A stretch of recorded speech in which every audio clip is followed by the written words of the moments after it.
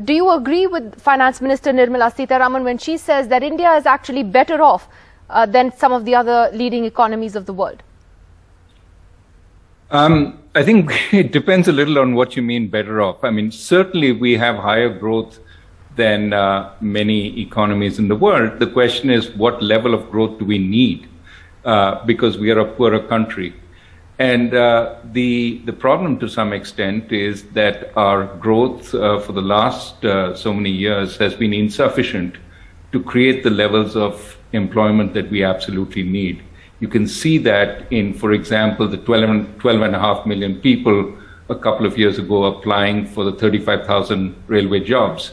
You can see that in the hungry people protesting on the streets when Agnipath is announced. So my sense is, yes, we are growing faster than many other large economies, but we need more growth to create the jobs that our people absolutely need. So can we rest at this place and say we've done enough? Absolutely not. We need to do more. So what would that kind of growth be that would generate those kind of jobs? The IMF is talking about, I think, 7.4% for India. India's own projections are similar at about 7.2, 7.3%. So what is the kind of growth that you think would be enough?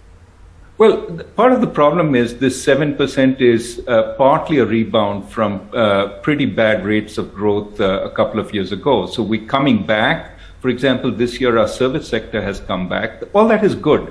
And I don't think 7% is to be sneered at. But certainly, you have to look at what is long-term sustainable. A lot of worries are about the next fiscal year. Because after the rebound phase, how fast are we going to grow?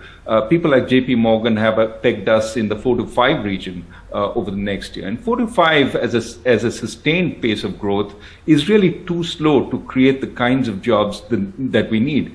A lot of this growth is also jobless growth. We're not creating jobs even with the growth that we have.